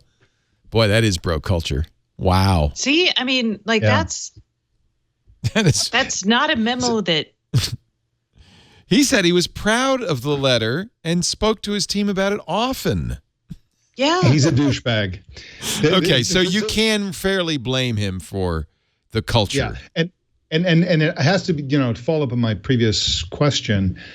There's no business benefit to that kind of stuff. Well, to sexism. Maybe not, but maybe there is because, well, for instance, if you lead a sales team of young guys, as I think you both know, that's the kind of thing that works with them to get them pumped and motivated and rah-rah. And if you've ever been to a sales meeting, Mike, you're an editor-in-chief. You know what those meetings were like. Why is your sales team young guys? I mean, well, that's right. That's changed, fortunately, I think. Yeah. And so I think that, if he was a visionary, if he was Jeff Bezos and calculated that you need to be bare knuckles and really push the limits in terms of laws and in terms of unions and in terms of all the rest, that's one thing. This is a guy who's kind of out of control, who's kind of like has a frat house mentality and is doing lots of things and saying lots of things and creating a culture that is not conducive to long-term success. Now, I know lots and lots of companies that started out like this. They're clueless geeks. They don't really understand. They don't have a lot of experience interacting with the opposite sex. If you're just out of college, you're 22 years old. Or whatever, but they change. But before they get as Uber's like a super unicorn, they're a decacorn or whatever it is. Before they get anywhere near that big, they have to change and become a company that respects people and has a fundamental decency about them and has a certain level of professionalism about them. I'm talking. When you transition from a 10-person shop to a 20-person shop, by the time you get to that 20-person shop, you should not be talking like a frat boy anymore. This is a huge company. His investors let that happen. And part of the reason they let that happen is because Silicon Valley is both a male-dominated and also a really youthful culture. Right. So, I mean, even when I was younger, okay, some of this I would not have respected, but, I'd be like, yeah, party. And now, I'm like, oh, I can't believe I even sent some of those emails or talked to people like that who were my bosses. I'm like, what? We had a really good triangulation. I actually wasn't the hostess when I was on vacation, but I just listened to it on June 5th with a guy, Russ Laraway, who runs a company. Really, it's kind of he does a podcast and runs a company called Candor Incorporated. It's a management training company. But it's well worth a listen because he's talking about, he started out at the age of 22. He was a second lieutenant in the Marine Corps, which meant, he says, I was in charge of 14 guys. And he learned lessons of leadership, which by the way, one of the temptations would be that rah-rah, guy, put a bag on it. It's okay if you don't get caught kind of guy. But he didn't. And the Marine Corps encouraged him not to be. And he learned leadership lessons, then went on to Google and learn more and that I think well-run companies, and the Marine Corps is very well-run, has to be, or it wouldn't succeed as a military operation, learn that there are ways that are successful to run groups of organizations of people and ways that are not successful. Listen to the interview because it's really interesting and it taught me what a lousy manager I am. But so you might say, oh, it's, that's how Uber was. You don't like it, don't work there. But I think it's not good business. And I think the board is right. And I think the investors are right to say that's not going to be good in the long run. That's not how you manage. You can't manage a team that way. It won't work. Well, they didn't wake up to that until... Yes, they took their time. And that's why Travis Kalanick is on the beach. It's a very nice beach. Yeah. Girls in string bikinis giving him margaritas, but it's not the beach that the investors want him to be on. And it all started with this, and I have to give credit to Susan J. Fowler. And, I was just looking at this. This was in February. This was only 4 months ago. She wrote this blog post about her treatment. And wasn't this the trumpet straw that broke. It was even more than that. It was the straw that broke, but it was also the thing that woke everybody up, and they said, this cannot continue. That's when they hired Jeffrey Holder. They began the investigation. That's when Ariana Huffington got involved. People mocked Susan Fowler, I think. We talked about this when it came out. We did not mock Susan Fowler. Absolutely did not mock her. In fact, we said what a big problem this was for Uber. I don't think anybody expected that this would topple Travis Kalanick, but it did. No question in my mind, this did. And rightly so. Yeah. Can Uber be saved? Yes, it's on. I mean, millions of people use it. It's a great business. Well, is it? It's not profitable. Yeah, that's interesting. I mean, really, the reason it's a decacorn is not because of the ride sharing business, but the future of autonomous vehicles. Although they're having trouble there, right? They had to fire Lewandowski because he stole intellectual property from Google. But in general, I think the smart money is on the future of transportation. Is that the majority of people in most, especially in cities, will conjure up a self-driving car with an app, and it will take them wherever, and it should be very efficient and cost-effective. It should transform human culture in all kinds of positive ways. We can transform, all these parking lots can go away. So many good things can happen out of this. And Uber is right there on the most direct trajectory toward that future. And so they should, whether they're profitable today or not, they should be on their way to becoming the future of individual personal transportation. And I think they can be saved, but it's going to require radical cultural change. They're going to have to do more than they're already doing, more than just getting rid of Kalanick, more than adding more women to the board. But it can and should be saved. And look, nobody's on the right track really with self-driving cars. It's an open field. Anybody could own this future. But I think what we do know is that it looks a lot like Uber minus the driver. Well, but that's right. And so people are talking about this. Somebody in the chat room says Uber has a 3 years runway. That means they have enough cash to survive at their current burn rate, their current cost for 3 more years. But all they have to really do is get to the point where they can get rid of drivers. Because that's right. I mean, is that why they lose money? Because the drivers, they don't pay drivers that well. I don't know why. Maybe it's their lobbying expenses. Yeah. There's a slight difference between what people are willing to pay and what it costs to make them profitable. It's a pretty slight difference, and all those dynamics could change in the future. If people are not buying, if the drivers are not buying gasoline, for example, they're driving electric cars. If all kinds of things. Who knows what will happen with inflation or whatever. I mean, they're in the ballpark of being a thriving, profitable business. And if I were them, 3 years runway is probably two more years than they really need at this point. You don't know what's going to happen in the future, but they should be on their way to succeeding. It looks to me like I think this reputation they're getting is probably the best thing that ever happened to Lyft, and there could be a swap. I mean, usually the companies that are the first movers in any sort of industry are the ones you never have heard about later on. It's the latecomers that come in and take over and really succeed. So, who knows? And really, ultimately, who cares if Uber as a company is the one that dominates the future of personal transportation?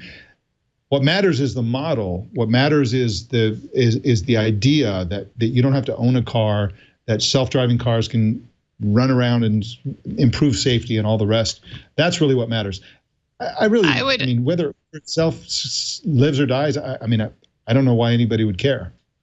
I would say the vision isn't what matters. It's figuring out the right metric to measure for success for self-driving cars. Because we understand the profit and loss drivers for a taxi business. We understand what network effects do for an online internet business.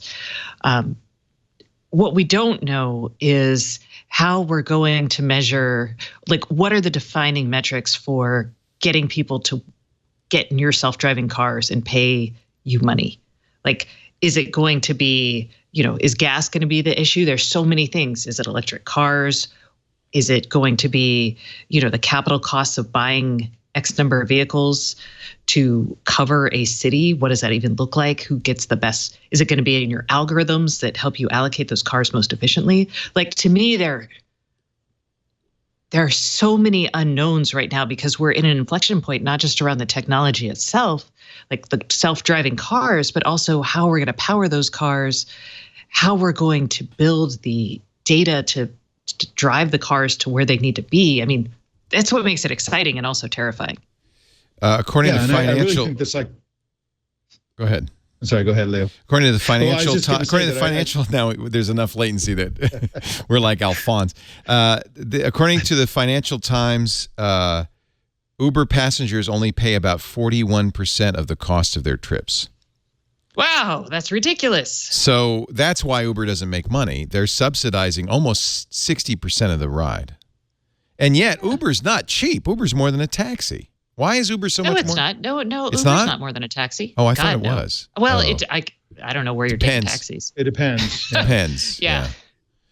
Isn't this conversation very interesting? It's almost like the conversation we had about Amazon, but 10 years before, right? Yeah. Uber's trying to do to transportation what Amazon's trying to do to grocery stores. You know, it's screw them. Basically. No, provide so much convenience that customers just say Uber, Uber, Uber. Yeah, I mean, at this point, Uber is cheap enough that I told my daughter, you don't need a car. It's cheaper for me, to not buy you a car, pay for gas, and pay for insurance. It's cheaper for me to pay for your Uber rides. Yeah. And I tell you, as somebody, I mean, we travel all over the world, and we go to places where there is no Uber, and we go to places where there is an Uber. And when we travel abroad, of course, we leave our Prius back in Silicon Valley, but we were sort of entering into the future because we're living without car ownership, essentially. And it's hell when there isn't Uber or any sort of ride-sharing service. When we're in Mexico City, which does have Uber, the Uber, I mean, it's a godsend to be able to conjure up an Uber, because Mexico City is like a country. It's a city that's so large that it's like a nation. Right. And it can be dangerous, and you can find yourself on some dark street, and there aren't going to be taxis happening by. Whereas you can just call an Uber, they're there in 2 minutes. It's a brand new car in every case that we took. A courteous driver. Take you exactly where you want to go, cost nothing, just fantastic. And then we go to Barcelona, which has banned Ubers, and now we're back. We feel like the Flintstones. We're trying to find a taxi, trying to hail them. Oops, they're full of people. Oh, there's another one. No, they're full of people. I mean, it's barbaric, really, trying to deal with taxis when you go from city to city, and it's like no Uber, no Uber, Uber. You realize that the whole model of Uber and Lyft is just vastly superior from a convenience, safety, and every other standpoint. Cost.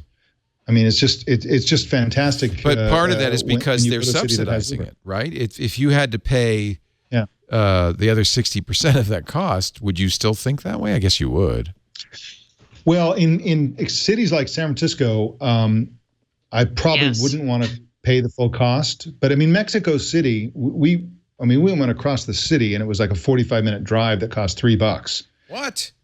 I'd happily pay $8. Yeah, $10, $12. Yes. I mean, it's really nothing, and so it really depends on the local and in San Francisco, everything is way too expensive. Avocado toast is $5. Right. I mean, everything is way overpriced. Right. And I definitely don't want to pay the full price. By the way, where can you get avocado toast for $5? Because that's a great deal. Yeah, right. Mexico City. Leo, I'll make you some avocado toast. I want avocado toast. Actually, we don't have to have avocado toast. We've got snacks. It's time for, you've all been so good. It's time for Nature Box. Our Nature Box. We should make this like a feature of the show. It's our Nature Box snack of the week. Let's see somebody's been in my Nature Box. What the hell? There's only one snack left. Avocado toasties. Who's been stealing my snacks? Well, this is a testament to how good Nature Box is. NatureBox delivers the best tasting snacks you've ever had direct to you. No minimum purchase required. You can cancel anytime. You can order as much as you want, as often as you want. And they have over 100 amazing snacks to choose from. By the way, these are not junk food. This is good food. Sweet, savory, spicy. You choose the snacks you like. And if you ever get a snack you don't like, they will replace it for free. Big Island pineapple. I mean, that's as simple as you can get. There it is up in the left coast. Mini Belgian waffles. Oh, those are great. You've ever had those? Okay, Leo, you keep threatening to send me one of these. But Can we please make a note of that? Send Stacey a NatureBox. You're gonna want more. It's amazing. Look at all these snacks. Yeah, there they are, mini Belgian waffles. And the thing is, these are made as if you were making them, with good ingredients. Never any artificial flavors, artificial colors. It is good stuff. You'll be happy. And most of the bags are resealable, so you don't have to eat the whole. They're very healthy sized bags, but you don't have to eat the whole thing. I know. Those, oh, man, look at this stuff. So the only thing left for me, this is so mad. I usually have a full box. Crunchy barbecue twists, sweet and smoky barbecue seasoned lentil flour twists. I don't know. That's because they're gluten-free, right? Because they have snacks for a variety of dietary needs. So I guess lentils, no gluten. Oh, they're so cute. Wow. Lentils never tasted so good. I was going to say, what would happen if you didn't enjoy it, Leo? That particular snack. What kind of ad would this be if I... Oh! That's terrible. This is terrible barbecue. Because you can get a new one for free, right? There you go. Whole wheat raspberry figgy bars. That was Sarah Lane. Oh, no, wait a minute. She would do the yogurt pretzels, and they would be gone. Like, we'd get the NatureBox. We get several NatureBoxes a month for our staff. They would be gone the day they came. Like, she'd just take them. She said, I love these, and eat the whole thing. New snacks each month, too. You never get bored, inspired by your feedback. So you tell them what you like, what you don't like. These actually are great. NatureBox. Right now, 50% off your first order when you go to naturebox.com/twit. NatureBox. Oh, that's what happened? Did Galapagos take him? Son of a... So I was on vacation and Jason Galapagos hosted Twit on Sunday. Did he do it? Raided your NatureBox. I think he took all my NatureBox. Damn you, Galapagos. NatureBox. Well, we can always get more. We'll get you some, Stacey, I promise. naturebox.com/twit for 50% off your first order. And we thank NatureBox for keeping our team happy and supporting our shows. That would be fun. That would be a funny ad, wouldn't be? If I like went. Not these. Hasn't happened yet. I wish I could send these over the Skype. I do too, because it's like 5:30. All right, let's wrap it up. You always get hungry at the end of the show. Before we wrap it up, Leo, I think I have an idea for your future NatureBox ads. You should put a secret camera in the cabinet. I know that all the nature boxes are stealing. Yeah, you can first of all, you can catch Galapagos in the act, but more importantly, you can show the employees like going through and you find the fig bars. Oh, those are gone in like 30 seconds. I mean, and find out. You remember that, Mike? I mean, we had NatureBox during your tenure. I used to steal them. I used to take the whole bag, look around, take the whole bag. I got just the camera for you. Get a Blink. They're cheap. They're battery powered, and it just takes a picture, and you should have all of that. Hey, I want to say you called me a doofus for ordering those Nest cams. Oh, that's because there's a better camera that's, Well, they haven't come yet anyway. But I got the Nest outdoor cam, and I love it. And even while I'm in Peru, in Ecuador, if there's motion in your backyard, I can see the cats. In the middle of the night, the cats are wandering around. It's kind of fun. Wait. So in Machu Picchu, you're sitting there watching real-time live cat videos. Yeah. It's depressing, isn't it? Oh, I want to give you an update, too. One of the things I said I was excited about going back to Machu Picchu, because I've been there. I was there 5 years ago, and at the time, I was the Foursquare mayor of Machu Picchu. Somebody took it away from me a few months later, but I just thought the idea of being the mayor of Machu Picchu was pretty cool. I couldn't get it back. They changed the rules or something, Swarm. As I'm leaving, it says you're 2 days away from becoming the mayor. It's like, I can't. What? 2 days. So it's that close. Change my flight. Almost. I almost did that. Then I realized this is dopey. You have been gamified, Leo. You have been gamified. There, that shows you, doesn't it? Wow. There's so much more we could talk about, but I don't want, Stacey's faint. I'm not faint. It's just Mike's we always drunk. do the. He's had a glass of wine, big glass of wine. No, he's not. Stacey's not faint. And you're not drunk. Or maybe you. I didn't say that. Let's get our picks of the week. By the way, I went onto the rundown to see what Stacey's would be, and it says Stacey's really tired today. It's true. Why are you really That's tired? a thing.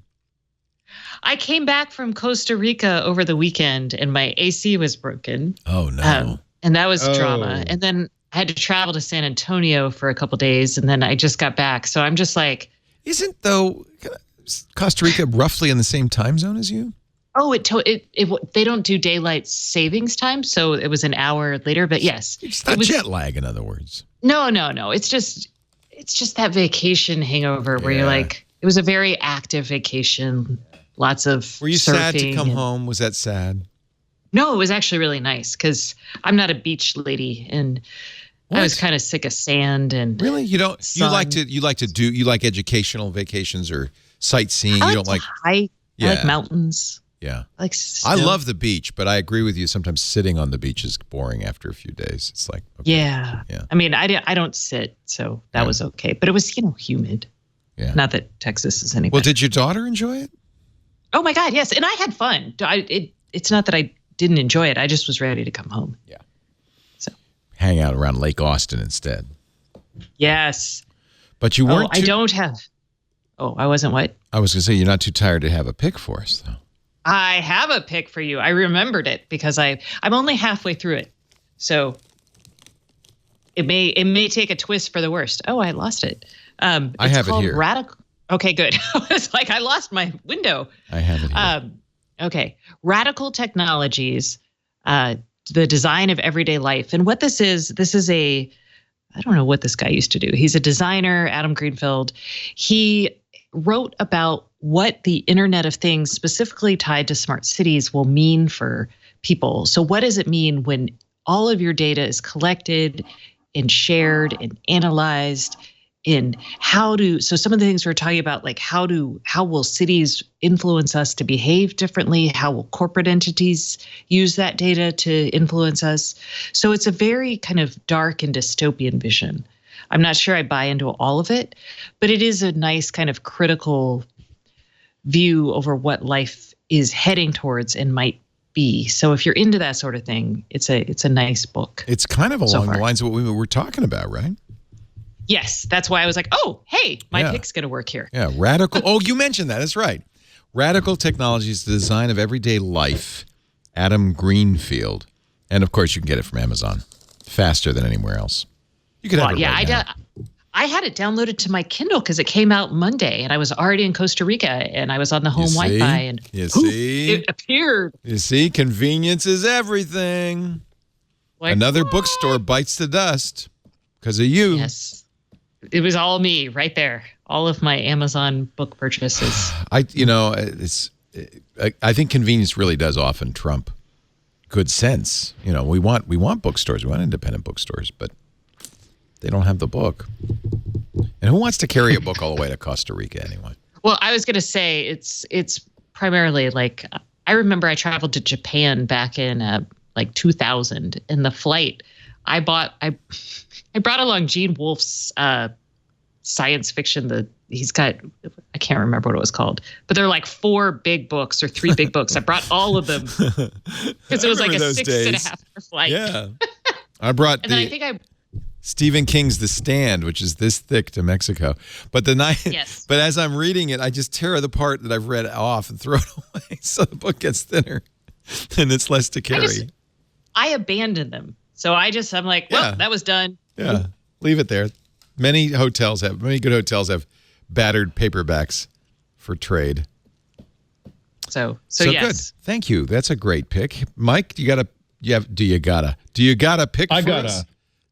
I got a number. The number is 18.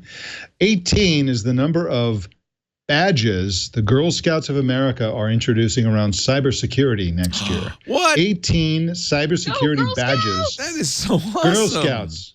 The Girl Scouts are going to learn about online safety, internet safety. They're going to learn about all kind, there's going to be a whole progression up through the older girls to learn about serious cybersecurity, what it's all about, get into some serious counter hacking and stuff like that. And it's a brilliant initiative they're doing with Palo Alto Networks, which I believe is a Canadian company, cybersecurity company. But yeah, they're getting serious about cybersecurity. I think this is fantastic. It's all good. The only thing I'm concerned about is I'm afraid that in the future, Girl Scout cookies will be something they drop in your browser. Wow. Were you a Girl Scout, Stacey? Okay, guys, I was not only a Girl Scout, but when I lived in New York as a young adult, I was also an assistant troop leader. Oh, that's great. Go Girl Scouts. That is a great idea. Yes, it is. They'll also be able to explore opportunities in STEM, develop problem-solving and leadership skills to earn their badges, cybersecurity badges. Well, I wish I had some, but you guys had such uplifting picks. My pick is not quite so uplifting. Oh, mine is not uplifting. If you read it, you're going to be like, oh, crap, we're all doomed. But somebody told me if you search for spinner in Google, those fidget spinners. Oh, look, you get a spinner. You don't need to buy a fidget spinner. Oh, look at that. Google's got, and they can change it to a number wheel in case, in fact, if you're really a nerd and you don't have your 20-sided die lying around, you could just spin the magic number wheel. Wow. Ooh, that would be a good Amazon Echo skill. I think it is. They have a 20-sided. Yeah. Roll my 20-sided die. Yeah, they have those. All right. This is the dopiest. It's literally an online fidget spinner is literally the only thing dumber than an actual fidget spinner. Can you change the color? That would be my feedback. You don't like the aquamarine kind of in yellow? No. Oh, you don't like the yellow part? Well, I feel like I would like some other options. Like orange would be good for me. No, doesn't look like you can. No. It's a pretty good spinner, though. It's lovely. Well, there you go. We'll have too much time on our hands. Yep. Ladies and gentlemen, this concludes this edition. And by the way, there's still some crunchy barbecue twists left if anybody is hungry. This week in Google, Stacey Higginbotham covers the Internet of Things on her podcast. Stacey on IoT is her blog. StaceyOnIoT.com and IoTpodcast.com is her podcast with Kevin Toffel. How's Kevin these days? He's great. He's hanging. Kevin. We're getting him to build. He's playing with some fun Twilio apps, so we're gonna have a call-in number that he's building. Yeah, I have a Twilio account. It's really interesting what you can do with that. It's basically phone services. Mm-hmm. I did my own conference line, and I still have it actually. So you can call and it's like, welcome to Stacey's conference line. Oh, that's really a neat idea. How much does that cost you? Oh, pennies, man, pennies. It's ridiculously cheap.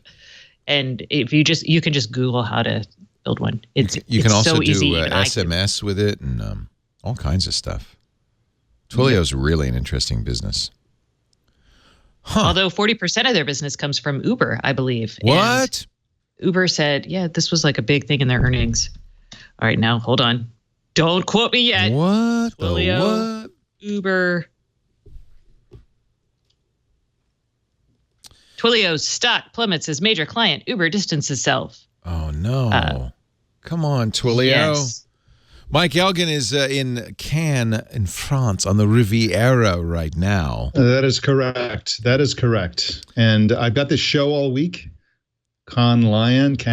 And after that, we're going to live here for 2 more weeks and just live the French Riviera life. And it's going to be really awesome. Nice. Wonderful. Digital. Let me correct. I was going to say, let me correct. It's not 40%. It's 12%. Okay. Still a big chunk. Still chunk. Gastronomad.net is his site. And that's there are a right. If you couple want to of go to spaces Barcelona left. and come join us, because it's going to be really, really great. And we'd love to have you. Oh, man. If I weren't going to France literally 4 days later, I'm just going to miss it. Oh, well. We'll see you soon. Get your one. Yeah, we'll definitely do it.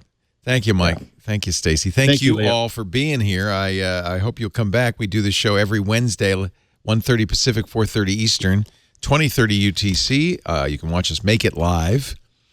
But if you can't be here live, don't worry. You can certainly get on-demand versions of everything we do. In fact, that's how most people listen. Go to the website, twit.tv/twig for every episode.